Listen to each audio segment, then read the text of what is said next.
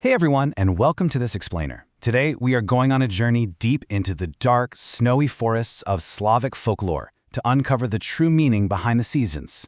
We're going to take a really close look at figures you probably think you already know from fairy tales, and we are going to completely flip the script on who they really are and what they actually represented to human survival and natural cycles. So let me ask you something right off the bat. What if the terrifying child-eating witch of the woods was actually a misunderstood savior? Could the absolutely fearsome figures of Slavic winter actually represent a vital, ancient understanding of life and rebirth? Because, so often in history, the most critical figures of transformation get completely rewritten as monsters. Today, we're going to look closely at these terrifying crones of the cold months and discover the incredible truth hidden just beneath the ice. All right, let's dive right in with Section 1, the misunderstood winter crone. Let's start with reevaluating one of the absolute most famous figures in all of mythology, Baba Yaga. Now, if you grew up reading fairy tales, Baba Yaga is this terrifying monster trying to cook kids, right? But what's fascinating is how that horrifying myth completely obscures the beautiful, historical reality of a life-saving incubation ritual. In reality, in certain parts of Eastern Europe, placing a premature or sick infant into a warm, not scorching, but gently warm oven was an age-honored tradition. The baby would literally be encased in dough and placed on a bread shovel. The oven basically acted like a mother's womb. It was an ancient incubator designed to plump up the little ones so they could complete their growth cycle.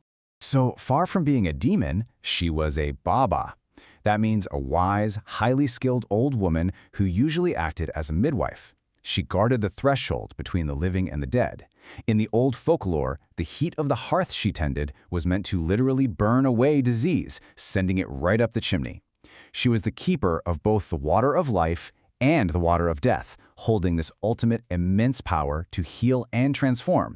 And this archetype is just massive. Her presence spans the entire Slavic world. The name shifts slightly depending on where you are. You've got Marzanna in Poland, Morana in the Czech Republic and South Slavic areas, Morana in Russia, but they actually all stem from the exact same ancient Proto-Indo-European root word for death. She's the overarching goddess of winter, representing the same vital, frightening, and entirely necessary forces of nature everywhere she's known. Just look at Morana here. Notice the skulls at her feet and those dark cypress trees framing her in the background.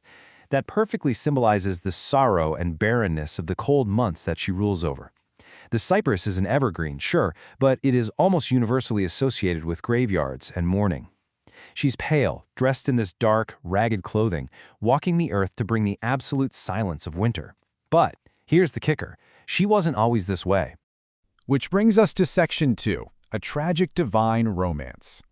So how exactly did Morana become this feared figure of ice and death in the first place? Well, it all begins with a tragic love story. Separated at birth to broker peace between rival gods, Morana and her twin brother Yarilo, who was the god of vegetation, were raised literally worlds apart. They were both children of the earth goddess, but because of a massive celestial conflict, Yarilo was stolen away to the underworld by Veles, while Morana stayed high up in the sky with Perun. They grew up completely unaware that the other even existed.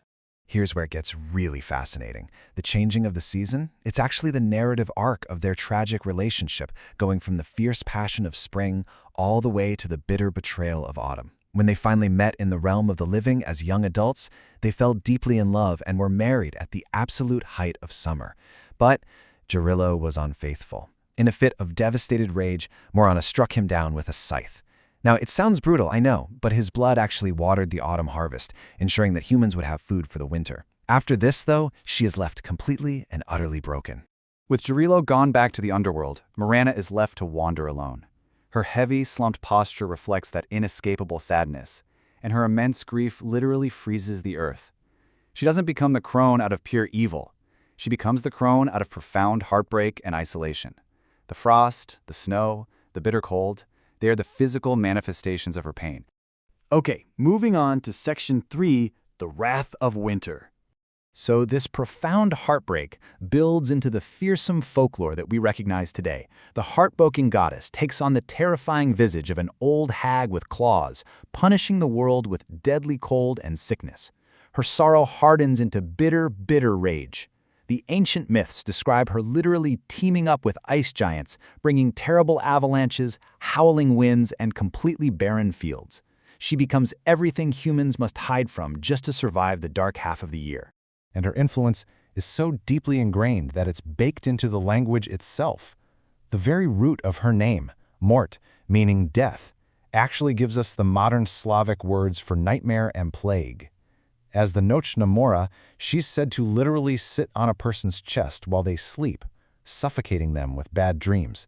Even today, if you go to these regions, phrases like, "I was pressed by the burden," or "I am tired of this," trace directly back to the crushing, suffocating weight of Morana's winter presence.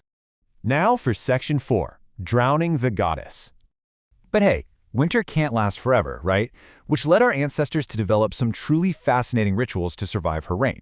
Even today, right around the vernal equinox, communities physically banish Morana through these exact steps, destroying her effigy so the earth can thaw. This ancient pagan ritual, known in Poland as Topini Marzanna, is an incredible survival of pre-Christian tradition. By burning or drowning the straw doll, the community actively participates in the turning of the wheel. They are literally breaking Morana's icy grip on the land.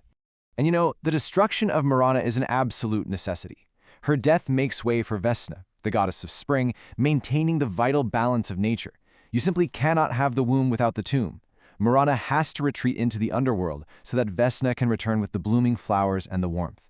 This perfectly encapsulates the ancient Slavic understanding that destruction and regeneration are just two halves of the exact same circle. Which leads us to our final part, Section 5, the endless cycle. This brings us to the ultimate realization about the Slavic winter crone and her true purpose.